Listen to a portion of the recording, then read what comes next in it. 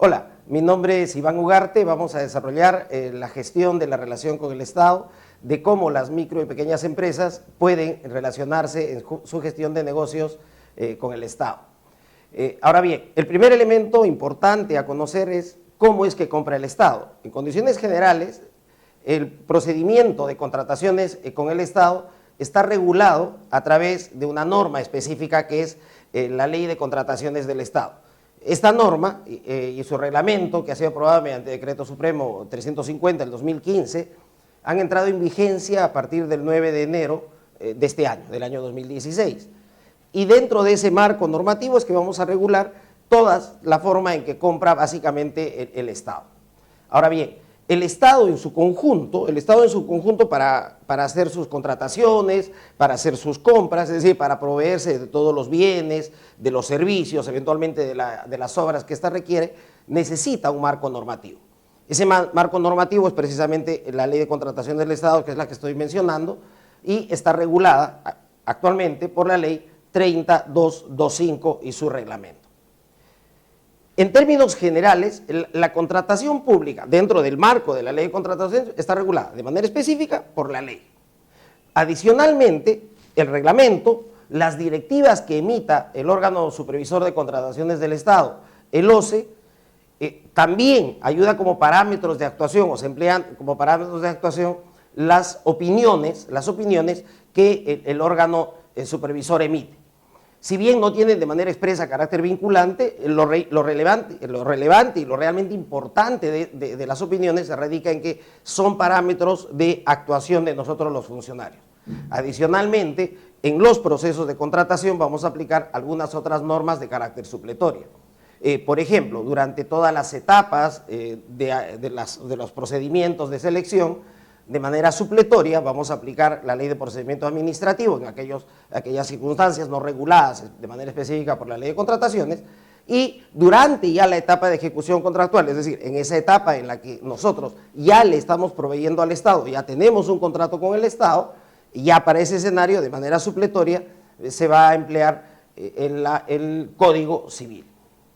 Ahora bien, ¿por qué es que existe una norma específica que regula las contrataciones? Primero, que es un mandato constitucional. Ya el artículo 76 de la Constitución determina que la adquisición de suministros, la adquisición de bienes, la ejecución de obras, en tanto se utilicen recursos públicos, debe realizarse por contrata y licitación. Entonces, en aplicación de ese mandato constitucional es que nosotros vamos el Estado, cuando me refiero a nosotros, me refiero al Estado en su conjunto, va a tener que contratar, va a tener que escoger a todos aquellos que le van a proveer los servicios, los bienes o las obras que éste requiere a través de un proceso licitario. Ahora bien, en todo el escenario de la compra, no todo se llama licitación. La norma específica, en este caso la Ley de Contrataciones, va a regular determinados procedimientos en los cuales vamos a participar, vamos a competir con otros posibles proveedores a efectos de obtener la buena pro y obviamente suscribir un contrato y atender estas necesidades. Entonces, dentro de ese escenario, lo primero que tenemos que conocer es quién es el órgano que va a regular, es decir, ese órgano que va a supervisar cómo es que el Estado hace sus contrataciones. Y tenemos para ello el órgano supervisor de las contrataciones del Estado, o el OCE. El OCE en estricto tiene una serie de funciones, muchísimas de ellas, pero todas encaminadas a regular, de alguna manera, a programar, a plantear algunas alternativas legislativas vinculadas a materia de contratación pública. Entre ellas tenemos, por ejemplo, las de velar, supervisar, promover, difundir la Ley de Contrataciones y su reglamento, también la de supervisar y fiscalizar los procesos de contratación o los procesos de selección que realicen las diferentes entidades del Estado. A su vez desarrolla, supervisa, administra y opera el sistema electrónico de las contrataciones del Estado, el SEACE. Todos aquellos que queramos tener intenciones de contratar con el Estado debemos comenzar a familiarizarnos precisamente con esa herramienta informática que se llama el SEACE, porque todo el procedimiento de selección, esa etapa en la que vamos a contratar con el Estado, va a ser manejado, va a ser procesado, vamos a intervenir, vamos a participar a través del SEACE.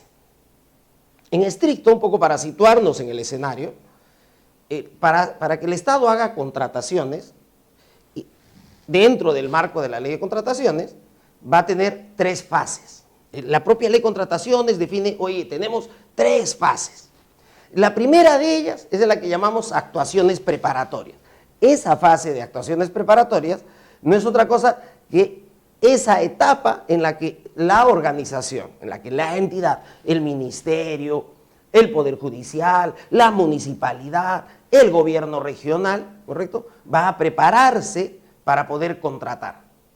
Toda esta etapa no es otra cosa en que cómo la entidad del Estado se va a preparar, va a definir qué necesita, qué características tiene aquello que necesita, cuánto debe costar, cuánto está dispuesto más o menos a pagar por aquello que quiere contratar, va a hacer una indagación de mercado para determinar esos parámetros, ¿no es cierto?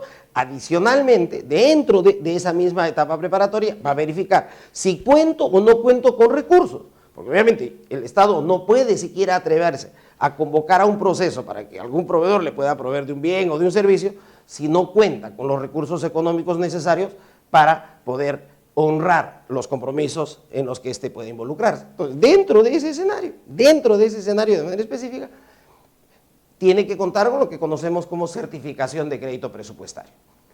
Todo ello incluyendo la designación de un comité de selección cuando corresponda y la convocatoria a un proceso, la elaboración de sus bases y la convocatoria, hasta antes de ese periodo es lo que nosotros conocemos como las actuaciones preparatorias.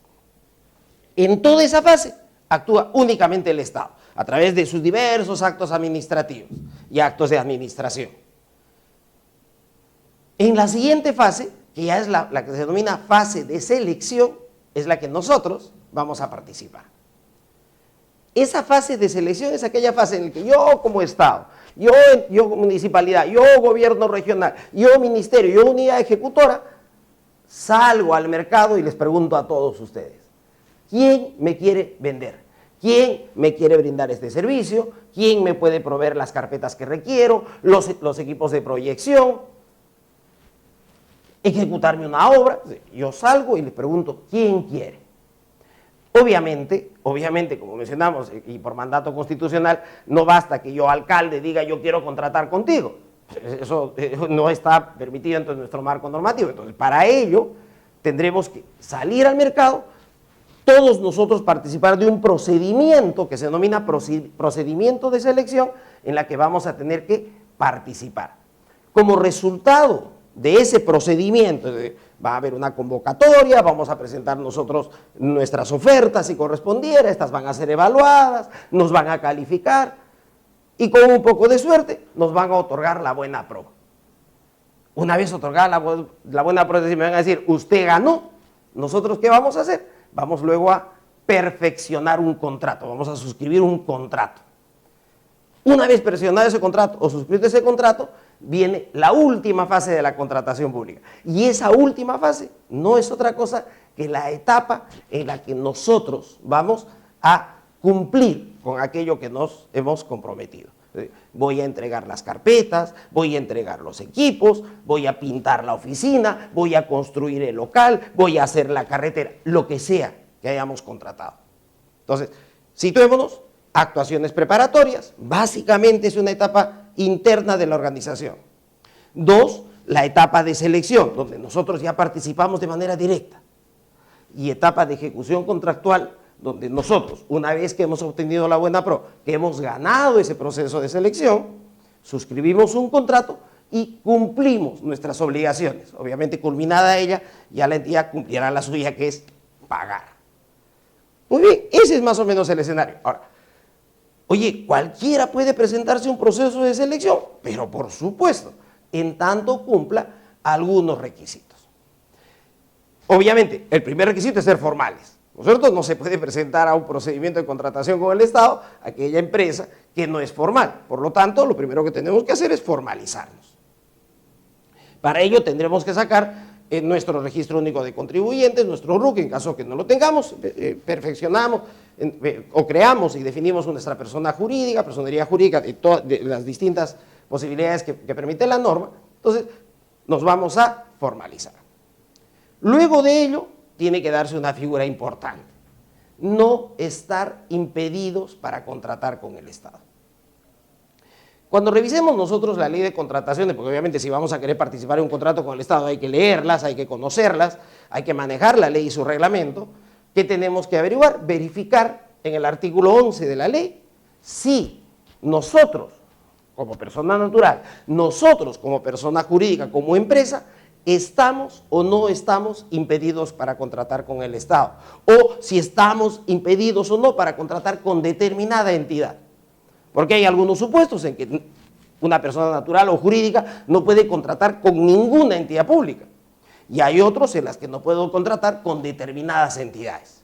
Entonces, eso lo vamos a definir, lo vamos a tener claramente definido dentro de lo que prescribe el artículo 11 de la ley de contrataciones. Entonces, hay que tener muchísimo cuidado, no podemos nosotros presentarnos a un procedimiento de selección, no podemos suscribir un contrato con el Estado si la ley a nosotros nos impide.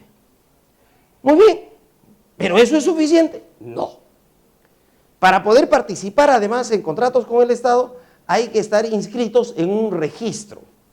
Ese registro se conoce como el Registro Nacional de Proveedores. Es el registro que administra el organismo supervisor de las contrataciones del Estado, donde todos y cada uno de las empresas, o inclusive las personas naturales que deseen contratar con el Estado, van a estar registrados. Ahora, para toda contratación con el Estado, ¿yo necesito estar registrado? No. Todas aquellas contrataciones cuyo monto sea mayor a una unidad impositiva tributaria, es decir, por encima de una unidad impositiva tributaria, que no todos los años son exactamente las mismas, que define cada año en particular, por encima de esa unidad impositiva tributaria es obligatorio que cuente con el Registro Nacional de Proveedores. Sin embargo, si yo tengo la posibilidad de proveerle a una entidad del Estado por un monto que sea menos a una unidad impositiva tributaria, únicamente para esos casos de montos muy pequeños, no estoy obligado a contar con ese registro. Entonces, para todos los demás casos, repito, toda contratación, toda compra cuyo monto sea mayor a una unidad impositiva tributaria para cada año en particular, según el año fiscal en el que estamos contratando, es requisito obligatorio contar con nuestro Registro Nacional de Proveedores. Y alguno se pregunta, ¿y qué es ese registro? Primero, es un registro público que tiene el único objetivo de mantener actualizada la lista de personas naturales o jurídicas, que pueden ser nacionales, que pueden ser extranjeras, y que deseen contratar con el Estado. ¿Quién administra el registro? Como ya lo hemos mencionado anteriormente, el órgano supervisor de contrataciones del Estado. Ojo, ninguna entidad del Estado que no sea el órgano supervisor de contrataciones puede obligar a los participantes de los procesos de contratación que estén en otro registro que no sea el Registro Nacional de Proveedores. Eventualmente las entidades pueden tener registros, pueden tener un registro de todos sus proveedores. Sin embargo, no puede ser, para formar parte de ese registro, un requisito obligatorio para participar en las contrataciones con el Estado. El único registro obligatorio es el del Registro Nacional de Proveedores, que es el que administra el organismo supervisor de contrataciones del Estado o el OCE.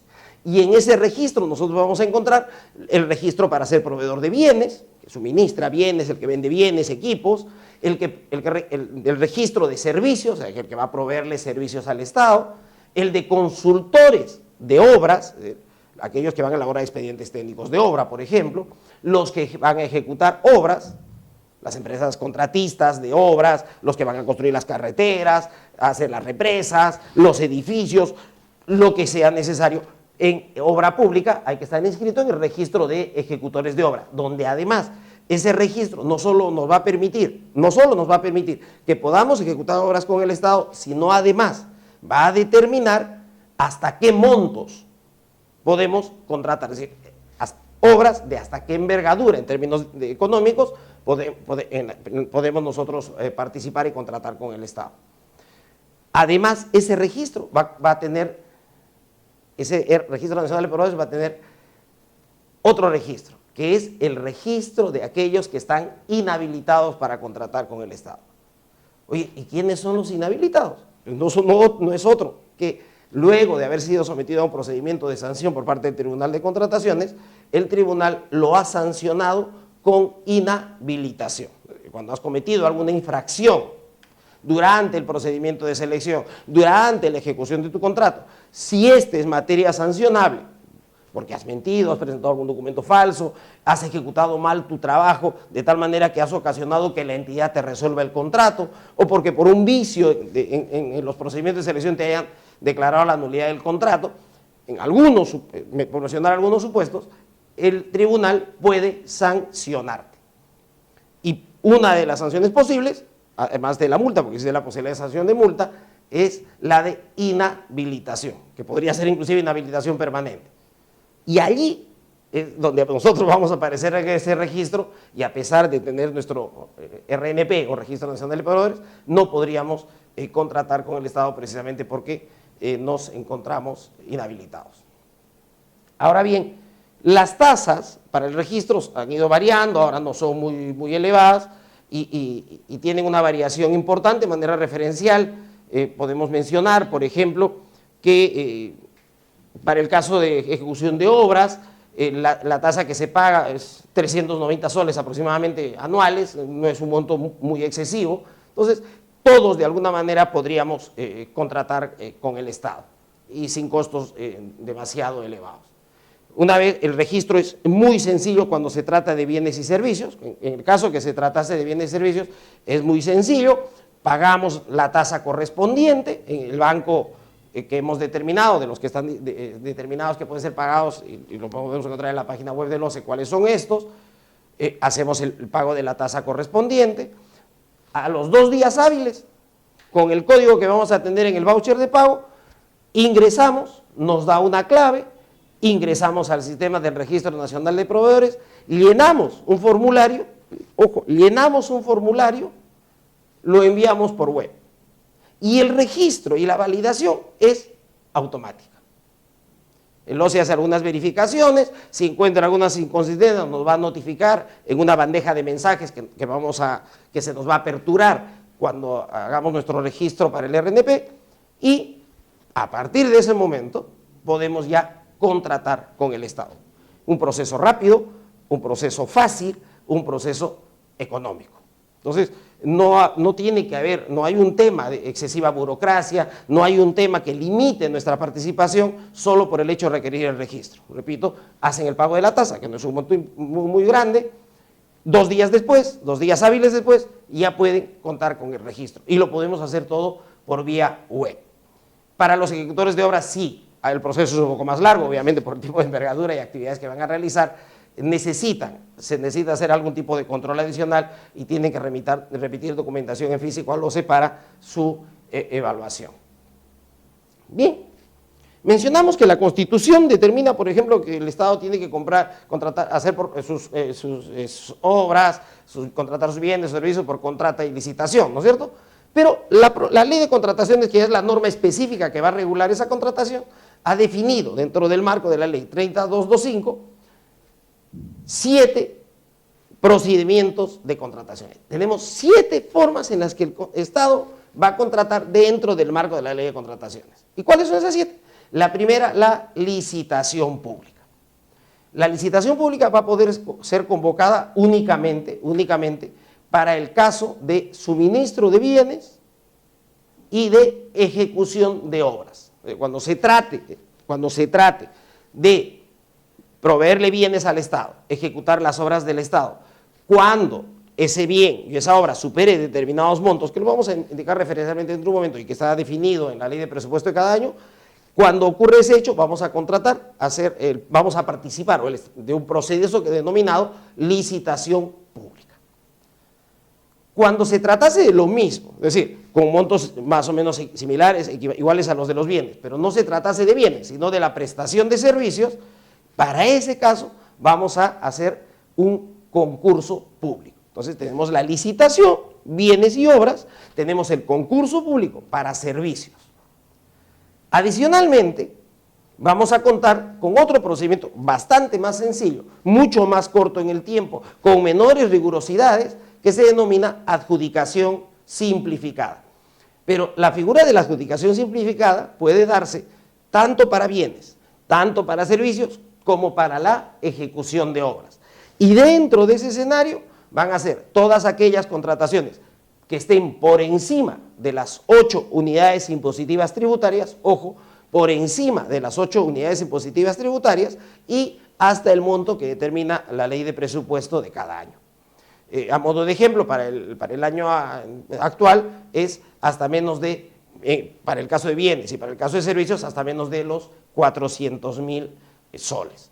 Entonces, por encima de los 31.600, que es 8 unidades impositivas tributarias, y por debajo de 400.000 soles, por ejemplo, para el caso de bienes o servicios, vamos a realizar un procedimiento que la norma ha llamado adjudicación simplificada. Luego vamos a hablar un poco sobre las etapas de estos procesos.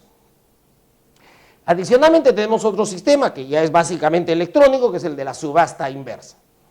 La subasta inversa es un mecanismo, un procedimiento, en todo caso con las que compra el Estado, cuando se ha definido que existe ya una ficha técnica, es decir, ya el producto, ojo, solo es aplicable a commodities, a bienes comunes y que cuenten con fichas técnicas. Definida la ficha técnica, todo el procedimiento se va a realizar a través de la plataforma del SEACE. No hay un lugar donde vamos a personarnos, desde nuestra oficina, desde una cabina de internet, desde la oficina del vecino, del amigo, de mi casa, puedo participar del proceso. En este caso en particular, la figura de la subasta es una cosa muy simpática, muy sencilla, donde lo que vamos a ir haciendo básicamente es mejorar el precio. Es decir, el sistema va a definir un precio base.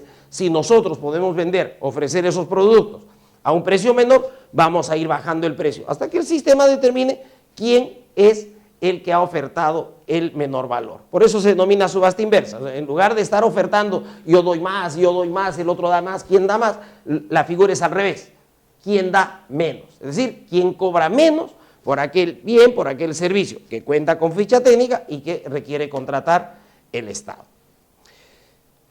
Ha aparecido también con esta norma una figura bastante interesante para contratar a consultores. Y a esto se denomina selección de consultores individuales. ¿Cuándo un servicio de consultoría podría ser denominado de consultoría individual?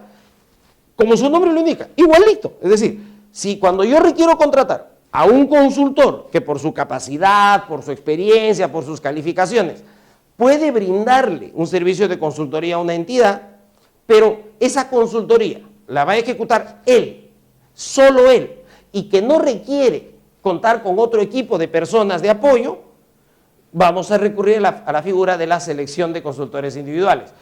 Esta figura no es aplicable, por ejemplo, a la consultoría de obras, porque en la consultoría de obras se requiere necesariamente la participación de varios profesionales en función de las especialidades que cada uno de estos pueda tener. Pero en otro tipo de consultorías vinculados a gestión pública, formalidades de compra, elaboración del TUPA o cualquier otra necesidad de asesoría o de consultoría que tenga una entidad, puede hacerlo a través de esta selección de consultores individuales, repito, cuando se trate básicamente de que el consultor solito, él, sin necesidad de apoyo de más gente, pueda brindar la prestación. Y para nuestra norma actual, ese procedimiento está por encima de las 8 unidades impositivas tributarias y para el año actual también hasta un tope de 100.000 soles. Pero ocurre que muchas veces el Estado necesita comprar algunos bienes o contratar algunos servicios, pero en los que él, la entidad, no tiene que darle al proveedor ninguna característica en particular. Es decir, yo no necesito que se fabriquen, no necesito que se elaboren según mis características o mis necesidades particulares. Cuando se tratase de comprar esos bienes que usted va a la tienda y los encuentra, que va pues a cualquier centro, digamos, comercial que puedan venderlo, y se me ocurre, televisores, Y ya están los televisores, no se fabrican de acuerdo a las necesidades o a las particularidades que determina la entidad. Cuando eso ocurre, cuando hay ese tipo de necesidades, la entidad va a comprarlo a través de un procedimiento también muchísimo más sencillo que se denomina comparación de precios. Entonces, el sexto procedimiento es el de comparación de precios, pero únicamente, repito, para aquellos productos que algunos denominan productos vitrina, porque son los que ya están mostrados al público, no se elaboran, no se fabrican de acuerdo a mis características, no, simplemente yo voy y los compro. Para esos productos tenemos el procedimiento de contratación denominado comparación de precios. Y por último, tenemos lo que se llama la contratación directa. Ojo, la contratación directa no es una forma de inaplicación de la norma, o sea, no es un procedimiento de contratación en lo que no se vaya a aplicar la ley de contrataciones. Se aplica. Lo que pasa es que ante determinados supuestos que están claramente definidos en la norma, o sea, determinados supuestos que están claramente definidos en la norma, la entidad va a recurrir de manera directa a un único proveedor. Y a ese proveedor que ha escogido lo va a contratar. Hay que cumplir algunas formalidades, no son muy rigurosas, obviamente la propuesta que el proveedor pueda presentar o que el postor pueda presentar tiene que ajustarse a los requerimientos y los requisitos que ha determinado la entidad. Un elemento interesante, por ejemplo, en esta norma actual, es que se ha incluido como una posibilidad de contratar de manera directa el arrendamiento de bienes inmuebles o la adquisición de bienes de los mismos.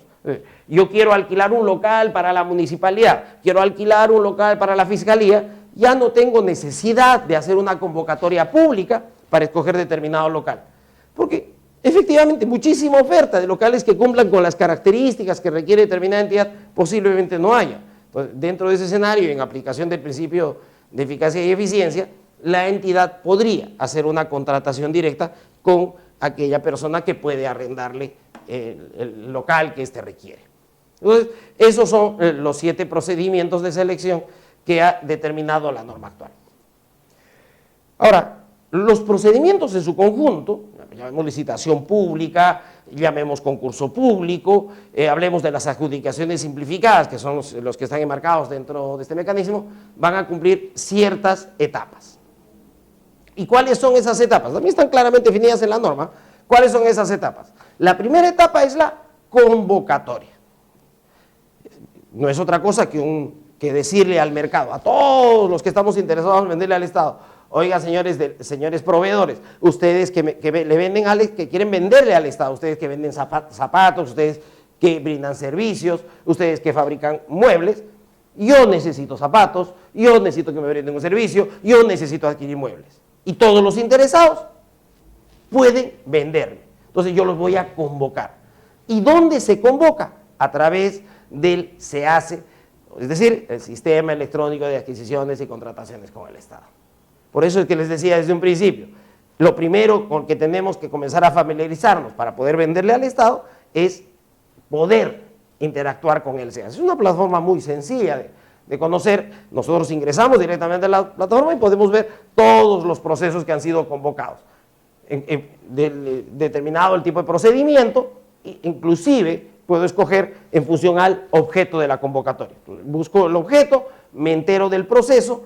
Con la convocatoria van a publicar 2 cosas importantes. Van a definir el cronograma del proceso, es decir, en qué momento yo puedo hacer consultas, en qué momento según el calendario yo debo estar presentando mi oferta. Es decir, van a estar detalladas las fechas de cada una de las fases, de cada una de las etapas que voy a ir mencionando. Pero además de ello, se van a publicar los documentos del procedimiento, o para usar los términos que se conocen con más generalidad, las bases del proceso. Las bases del proceso no son otra cosa que las reglas de la competencia. Esas reglas que me dicen, yo quiero convocar esto, va a ser contratado a precios unitarios, a suma alzada, el plazo de ejecución o de entrega de los bienes o de la prestación del servicio o de la obra va a ser de tantos días. Estas son las características que debe tener los bienes, es decir, las especificaciones técnicas, o si es un servicio, los términos de referencia, si es una obra, el expediente técnico, ¿no es cierto? Todo eso va a estar en un documento que se llama las bases del proceso, incluyendo qué cosa van a evaluar. Entonces, primera fase entonces, la convocatoria. Una vez que la entidad ha convocado, todos aquellos que queremos participar de ese proceso, todos los que queremos participar de ese proceso, vamos a pasar a hacer la segunda etapa, que se denomina registro de participantes. Y ese registro de participantes puede darse desde el día siguiente que ha convocado la entidad hasta justo antes de la fecha prevista para que presentemos nuestras ofertas. Oye, está previsto que el 18 de mayo se va a presentar las ofertas a las 8 de la mañana. No hay problema. Hasta el 18 de mayo a las 7:59 yo puedo registrarme como participante. Hay total libertad. Ventajas del registro de participantes: es gratuito, no hay costo para registrarse y poder presentar oferta. 2, el registro es electrónico, es decir, ingreso al SEACE con la clave que me ha otorgado el Registro Nacional de Proveedores, es decir, al obtener mi RNP voy a tener una clave, con esa clave yo me voy a registrar y voy a poder participar de ese procedimiento de selección. La tercera etapa se conoce como etapa de formulación de consultas y observaciones. ¿Y qué es eso? Si al momento nosotros de evaluar las bases, de revisar esos documentos que decía que son reglas del procedimiento, encuentro algo que me causa dudas, me resulta ambiguo, no lo entiendo, o hay cosas que requiero que me precise la entidad. Por ejemplo, me pone que los bienes debo entregarlos en su almacén, pero no definen dónde está su almacén o su dirección. Yo puedo consultarles en ese tema y decirle: señores de la entidad o del comité de selección, si fuese un comité el que está convocando el procedimiento, o el órgano encargado de las contrataciones, si fuese el caso, y le preguntaremos, pues, ¿podría usted aclarar, podría usted precisar sobre este tema, sobre este otro, podría decirme cuál es la dirección, o cualquier otro elemento que consideremos pertinente que requiere esa base que requiere ser aclarada en esas bases del proceso?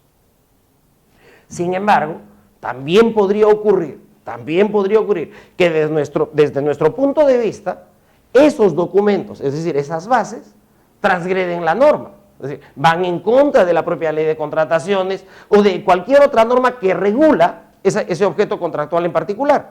Si sucediese eso, ¿nosotros qué hacemos? Observamos. Entonces le decimos a la entidad: señores de la entidad, observo esto porque ustedes están equivocados, porque la norma regula esto de tal o cual manera. De tal manera que como resultado final de esas consultas, de esas observaciones, luego esas bases, ese documento denominado bases, pueda ser aclarado, puede ser corregido. ¿Y en qué etapa o bajo qué procedimiento va a hacerse esas aclaraciones o correcciones? A través de la etapa que se denomina absolución de consultas y observaciones. Entonces, tenemos la etapa de convocatoria, la de registro de participantes, la de que nosotros, los que nos hemos registrado, ojo, solo podemos hacer consultas y observaciones si nos registramos previamente como participantes. Nosotros, los que nos hemos registrado como participantes, elevamos a la entidad y le decimos: aclárame, precisame, o te cuestiono, te observo esto. Y la siguiente fase ya es la fase en que la entidad nos contesta. Y lo va a hacer también a través del SEACE. En el SEACE va a colgar un pliego absolutorio. Y en ese pliego absolutorio, de manera fundamentada, nos va a dar respuesta a cada una de nuestras interrogantes, de nuestras consultas, va a aclarar nuestras dudas o va a determinar si acoge nuestra observación, la acoge parcialmente o no la acoge. Muy bien, terminado ese periodo, va a venir otro periodo que se llama integración de bases. ¿Qué es la integración de bases? Estas bases que coloqué con la convocatoria, oye, han sido modificadas porque ha habido consultas, han sido modificadas porque han habido observaciones. Muy bien, como resultado de todo eso, la entidad nos ha contestado, ¿no es cierto? Nos ha dicho: oye, yo te acepto esto, no te acepto aquello, te aclaro en estos términos. Eso va a ocasionar que se elabore una nueva base. Y esa nueva base se llama base integrada, es decir, va a tener toda esa información. Esa es la siguiente fase, es decir, después que me ha absuelto las consultas y observaciones, va a proceder a integrar las bases. Una vez integradas esas bases, esas ya son las reglas definitivas del proceso de selección. Con ese documento es que yo elaboro mi propuesta, con ese documento es que yo voy a, en definitiva, saber cuándo voy a presentarlo, cómo voy a presentarlo, en qué formalidad voy a presentarlo. Y los documentos que puedan acreditar, según lo que ha especificado las bases, acreditar que yo cumplo las condiciones que ha pedido la entidad o que yo me merezco determinado puntaje como resultado de los factores de evaluación. Muy bien, terminada esa etapa de integración, ya viene la parte bonita. ¿Cuál es? Nosotros vamos a presentar nuestras propuestas. Ya es la etapa de presentación de propuestas. Perfecto. ¿Y cómo los presentamos? Dependerá. Ustedes van a encontrar que hay algunos procedimientos que son de carácter público, por ejemplo, licitación pública, concurso público, y otros que son privados. En los privados presentaremos la propuesta en la fecha prevista y en el horario previsto en el calendario de la base integrada, presentaremos en mesa de partes de la entidad nuestra propuesta y la entidad nos tendrá que dar el cargo correspondiente de nuestra entrega. Si se tratase de un acto público, de una licitación pública, de un concurso público, la presentación será en el lugar, la fecha y la hora prevista, nuevamente en la base integrada, y en ese proceso tendrá que estar necesariamente presente un notario o el juez de paz, si no hubiese notario, o en su defecto, si habiendo notario, pues prefiero que vaya el juez de paz. Es decir, va a haber un notario o un juez de paz en el procedimiento. Puede estar inclusive un representante del órgano del Sistema Nacional de Control para verificar que todo el desarrollo de ese acto público se cumpla, todas las formalidades se desarrolle de manera transparente. Entonces, nosotros vamos a ir, nos vamos a presentar y al momento que nos llamen, vamos a acercarnos y vamos a presentar nuestra propuesta. La siguiente fase, la siguiente etapa, ya es la etapa en que la entidad va a evaluar nuestras propuestas. Es decir, primero las va a revisar, si corresponde las va a admitir, ¿no es cierto? Las admite, es decir, hemos cumplido con la presentación de todos los documentos obligatorios, cumplimos con las formalidades de las bases, y luego de ello va a evaluar nuestra propuesta. Como resultado de la evaluación, va a determinar, pues, entre todos los que se presentaron, el que tiene más puntaje es la empresa Juan Pérez y Asociados. Muy bien. Hecho ello, ¿qué va a hacer?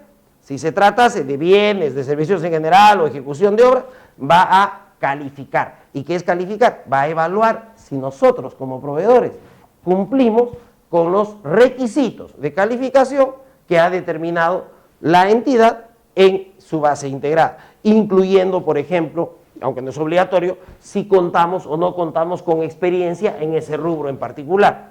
Normalmente la experiencia se mide en montos de facturación, es decir, si hemos facturado determinada cantidad como mínimo en el objeto de la convocatoria. Es un poco para medir si efectivamente tenemos experiencia y vamos a hacer una buena prestación, ¿no es cierto? Entonces, muy bien, una vez que nos califican, si nosotros cumplimos con esos requisitos establecidos, hemos tenido el mayor puntaje, cumplimos con esos requisitos, van a otorgarnos la buena pro. Van a decir, usted, señor Juan Pérez y Asociados, ganó la buena pro. A usted le corresponde firmar el contrato. Entonces, con ese otorgamiento va a finalizar las diferentes etapas del procedimiento de selección. Luego de ello, nosotros tendremos un plazo, la norma actual habla de 8 días, para que llevemos a la entidad todos aquellos documentos que son obligatorios, ojo, que son obligatorios para suscribir o perfeccionar el contrato. En muchos casos, como punto de referencia, digamos, en aquellos contratos cuyos montos son mayores a los 100.000 soles, pongámoslo como referencia únicamente porque más o menos esa es la línea, vamos a estar obligados a presentar garantías. Pueden ser cartas fianza, pueden ser pólizas de caución, según lo que diga el documento. Sin embargo, si nosotros somos MIPES,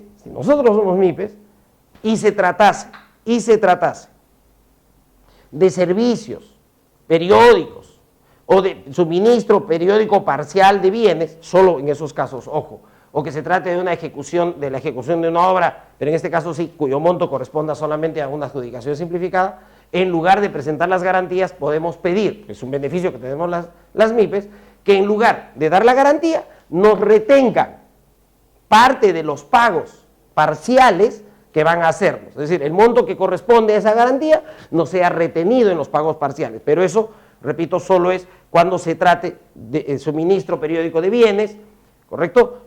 Prestación de servicios de carácter periódico, o si se tratase de obras cuyo monto corresponda a una adjudicación simplificada, cuyo plazo de ejecución sea mayor a 60 días y que haya por lo menos 2 valorizaciones contempladas.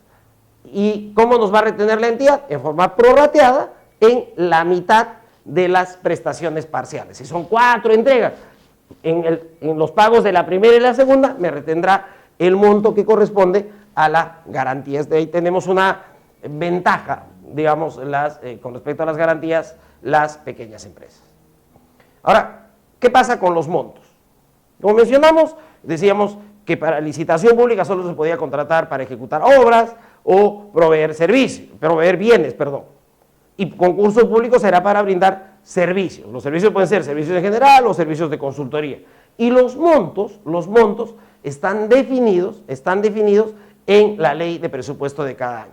De manera referencial, van a tener tienen el cuadro donde indica, entre otros, cuál es el tipo de proceso de selección y el monto que le corresponde a cada uno de ellos. Entonces, como habíamos mencionado, hemos definido ya las diferentes fases. Solo para recordar, convocatoria. Nosotros que queremos participar debemos estar permanentemente revisando el SEACE para saber si algún proceso convocado por una entidad nos interesa. 2, el registro de participantes. En esa etapa nosotros a través del SEACE de manera gratuita y por medio electrónico nos registramos en el proceso. Si queremos que nos aclaren o algún cuestionamiento que queremos hacer, lo haremos en la etapa de presentación de consultas y observaciones. La entidad las va a absolver, nosotros vamos a poder revisar lo que se ha dicho y con respecto a esa absolución, digamos, van a integrar las bases. Ojo, integrar las bases ya son los documentos definitivos del proceso, son las reglas definitivas. Con ello, elaboramos nuestra propuesta y en la fecha y lugar previsto en las bases, las vamos a presentar. Nos evaluarán, nos calificarán y de corresponder nos otorgarán la buena pro. Entonces, esas son las etapas de los procesos de selección. En cuanto a los montos de la contratación, la ley de contrataciones vigente, la 30225, ha determinado que todas aquellas contrataciones cuyo monto sea mayor a 8 unidades impositivas tributarias deben realizarse a través de un procedimiento de selección. Ojo, todas las contrataciones por encima de 8 unidades impositivas tributarias, que es 3.600 para el ejercicio fiscal 2016, 31.600, es decir, por encima de 31.600 para el ejercicio fiscal 2016, tiene que hacerse a través de uno de los procedimientos de selección que hemos mencionado. Puede ser licitación si el monto corresponde, concurso público, comparación de precios, selección de consultores individuales, adjudicación simplificada, etc. Sin embargo, cuando el monto corresponda a un valor menor, igual o menor a las 8 unidades impositivas tributarias, ya no está sujeta a la ley de contrataciones. Miren, ya no está sujeta a la ley de contrataciones. Y probablemente muchísimas entidades tengan que hacer compras con montos menores a los 31.600. Entonces, allí ya no está regulado por la ley de contrataciones. Cada entidad definirá su propio procedimiento. Pedirán cotizaciones, 2, 3 cotizaciones, encontrarán algún mecanismo para contratar. Y allí ya no se cumplen esas formalidades, ya no hay esas etapas de convocatoria, no hay las etapas de registro de participantes, ni de consultas, ni de observaciones, ni integración de bases, ni preceptos, ya no hay esas etapas. El único requisito que existe en el marco de la ley de contrataciones, ojo, el único requisito que existe para poder contratar con el Estado por montos menores, iguales o menores, a 31.600, es no estar impedido para contratar. Decir, oye, si usted es el alcalde, no le puede vender pues a la municipalidad. Ojo, no solo usted, no le puede vender a la municipalidad ninguno de sus parientes hasta 4º grado de consanguinidad y 2º grado de afinidad.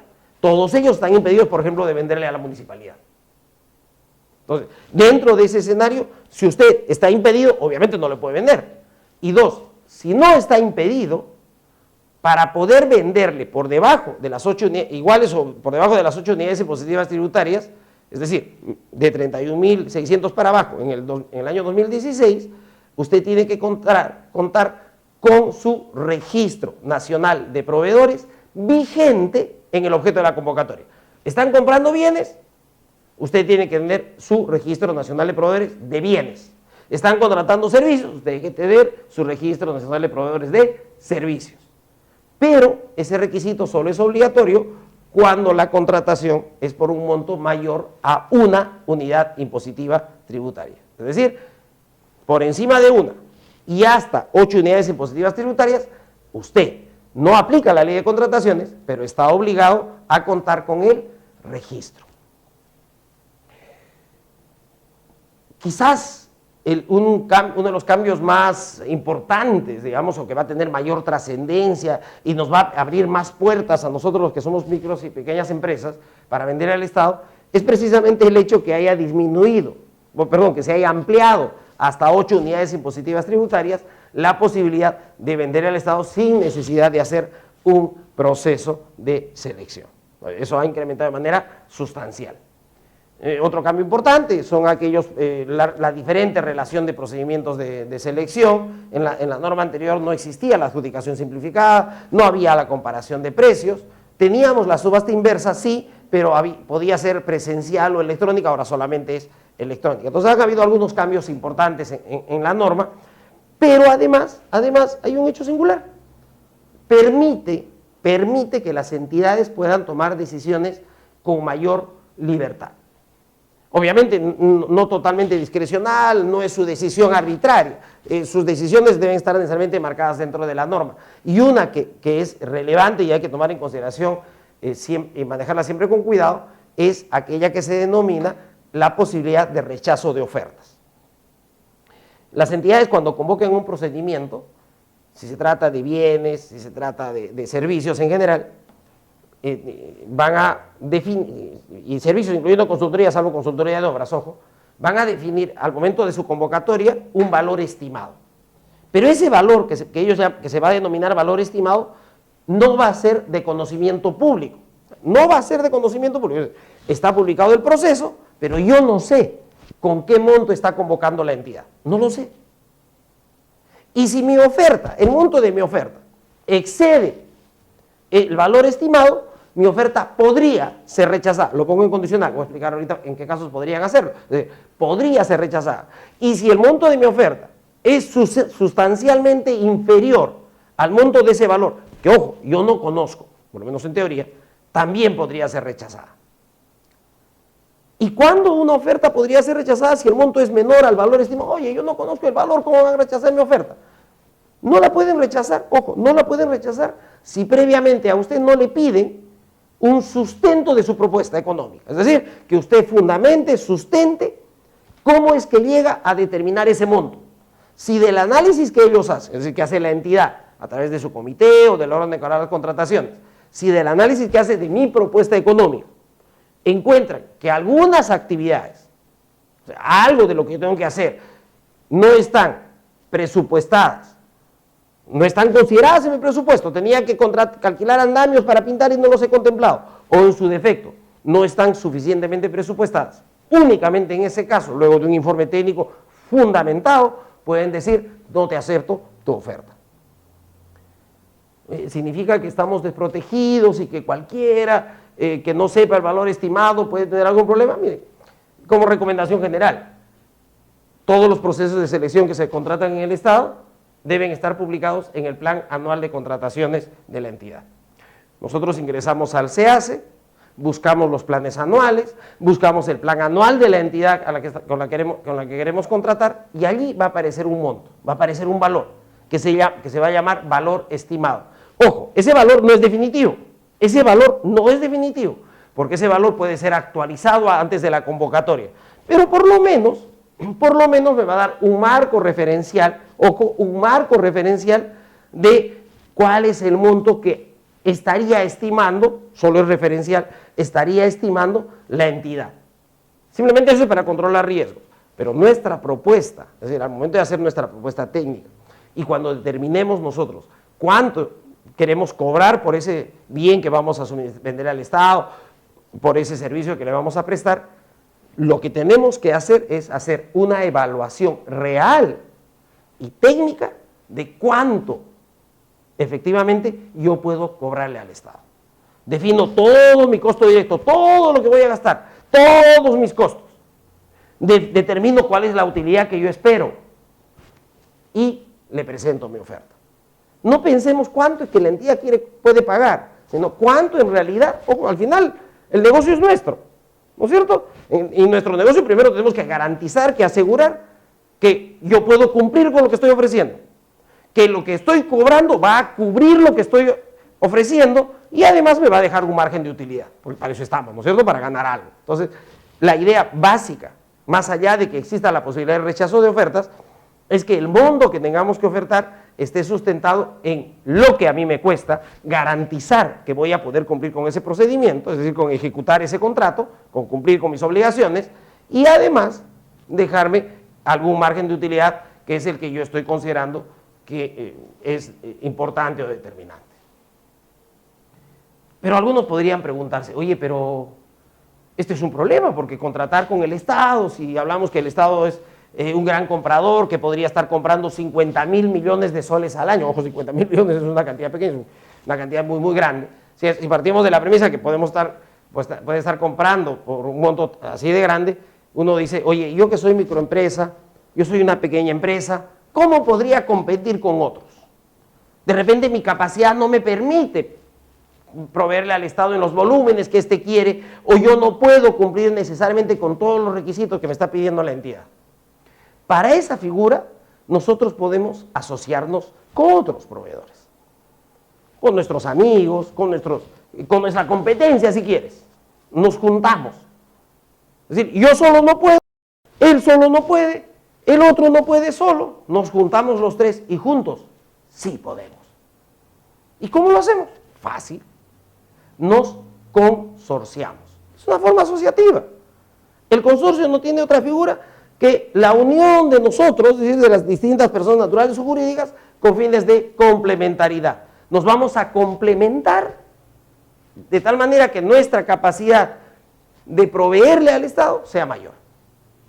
Y ese hecho de juntarnos no implica necesariamente la creación de una nueva persona jurídica. Es decir, yo no tengo por qué crear una nueva persona jurídica. No es que si la empresa A se reúne con la B y con la C y forman un consorcio, necesariamente tienen que formar otra empresa que se llame consorcio D. Para nada. Simplemente nos juntamos. Y para participar en el proceso, presentamos un documento que se llama promesa formal de consorcio. Es decir, ¿podemos presentarnos como consorcio? Sí. Podemos juntarnos todos nosotros, potenciamos nuestras capacidades y presentamos oferta como si fuéramos uno solo, pero denominado consorcio. Y allí presentamos un documento que se llama promesa formal de consorcio. Nos comprometemos, en el caso de ganar el proceso, que vamos a trabajar juntos. Y el porcentaje de participación y a lo que cada uno de nosotros se obliga, lo ponemos en ese documento. Determinamos un domicilio único, designamos a un representante común. Puede ser alguno de nosotros o puede ser cualquier otro.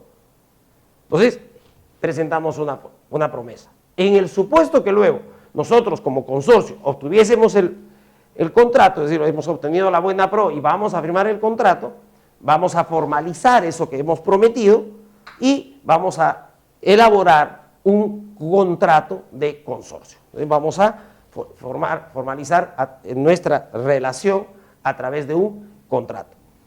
Tanto la promesa formal de consorcio como el contrato de consorcio tienen que estar con firmas legalizadas de los representantes legales de cada una de las empresas integrantes del consorcio.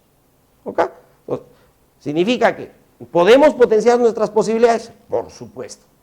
¿Podemos mejorar nuestra capacidad de competencia? Por supuesto. ¿Qué figura tenemos? La figura del consorcio. Entonces, no es un límite, no puede ser una excusa que no podemos venderle al Estado porque somos pequeñas empresas. Sí podemos.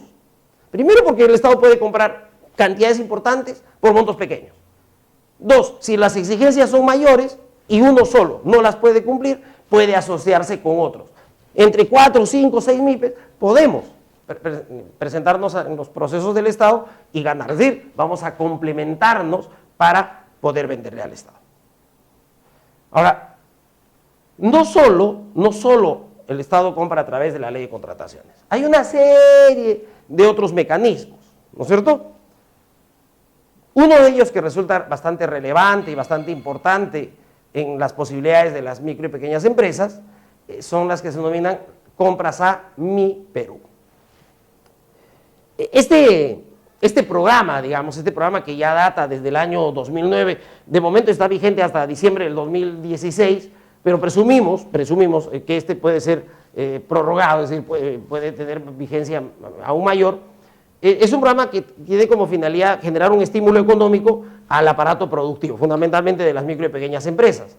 Y ¿quiénes van a comprar? Las entidades del Estado, ¿no es cierto?, a través de lo que se denomina núcleos ejecutores, van a comprarles necesariamente a las micro y pequeñas empresas.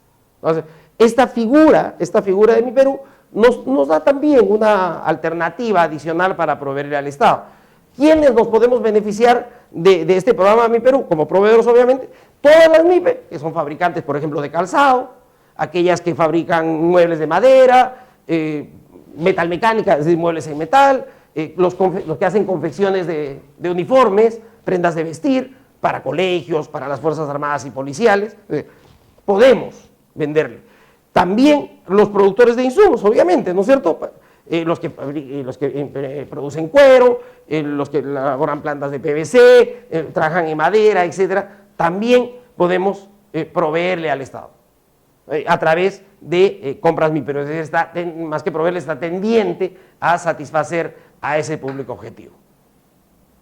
Pero decía que la compra ya no la hace la entidad como entidad, lo hace, digamos, una especie de comité, un comité que se denomina núcleo ejecutor, el que va a encargarse de la contratación. Esta es lo que llamamos núcleo ejecutor, y estas compras, las compras que van a realizar van a ser hechas a través de este núcleo, que tiene una conformación de 5 miembros.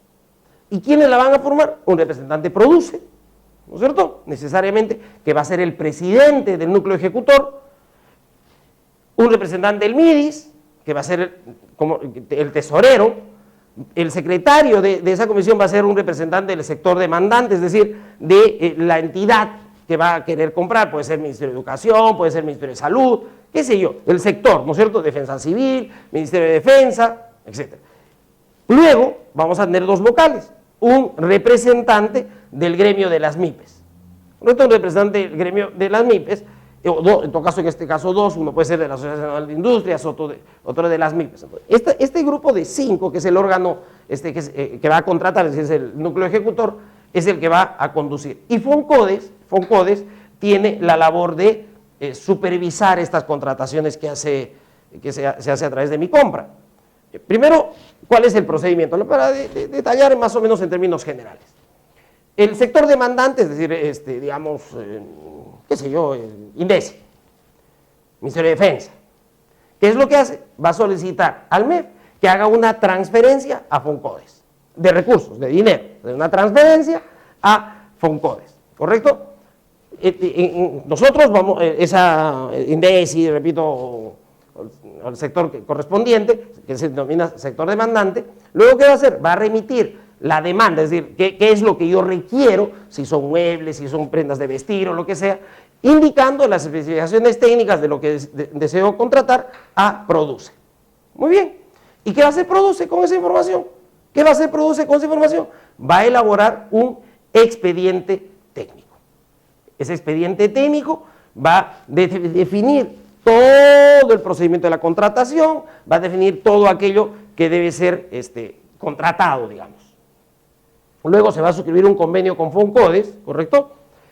Y a través del cual Foncodes va a hacer la transferencia de los recursos, ¿a quién? Al núcleo ejecutor, el que va a manejar todo el núcleo ejecutor. Entonces, le voy a transferir los recursos para que haga esa contratación al núcleo ejecutor. ¿Quién va a encargarse luego de convocar al proceso y definir sobre la base, ojo, del expediente técnico que ha elaborado Produce? El núcleo ejecutor. Ese núcleo ejecutor va a convocar, igual a un procedimiento para escoger a las MIPES y va a seleccionar a las MIPES. Entonces, ¿qué va a hacer? Va a convocar y va a seleccionar. Pero ahí no muere la cosa. Y lo interesante del tema es que además de convocar y de seleccionar quién va a ejecutar, va a proveer asistencia técnica, los va a ayudar, los va a asesorar, les va a proveer asistencia técnica a las MIPES. ¿Para qué? Para que éstas realicen un adecuado proceso productivo. Entonces, su función no termina allí, su función no termina en que yo convoqué a Castel Proveedor el que se las arregle, no, va a brindar inclusive algún grado de asistencia técnica a aquel que ha ganado, digamos, el contrato, a quien sea elegido. Oye, pero a veces las pequeñas y microempresas tenemos algún problema de liquidez, tampoco es un problema mayor, porque la MIPE que va a obtener la buena producción, aquella con la que se va a contratar, se le va a otorgar un adelanto que va a llegar hasta el 50% del monto del contrato. Es decir, no solo me ayudan a producir, no solo me dan asistencia técnica, me asesoran, sino además voy a contar con liquidez para poder desarrollar mi proceso productivo. Luego de eso, ese núcleo ejecutor va a recibir los bienes, ¿y qué va a hacer? Una vez verificados, los va a transferir al sector que los ha requerido, es decir, al que denominamos sector demandante. Hecho esto, el sector demandante va a recepcionar los bienes. Este procedimiento de mi compra, ¿no es cierto?, tiene amplias ventajas, obviamente. Primero, que vamos a comprarle directamente a las micro y pequeñas empresas, va a permitir desarrollar el proceso productivo, a través de la asesoría técnica vamos a recibir capacitación, asesoramiento que va a mejorar nuestras competencias, vamos a contar con liquidez. ¿Cuál es el requisito? Que hay que comprarnos el pleito. Es decir, si están confiando en nosotros, nos están dando asesoría, nos están apoyando económicamente, vamos a crecer, tenemos la obligación de tomar con seriedad suficiente nuestros compromisos, de tal manera que trabajemos bien, cumplamos lo que querramos hacer. Entonces, bajo ese escenario general, hay una ventaja importantísima en compras a mi Perú, ¿no es cierto? ¿Cuáles son esas ventajas importantes de compras a mi Perú? Primero, que va a haber una asistencia técnica.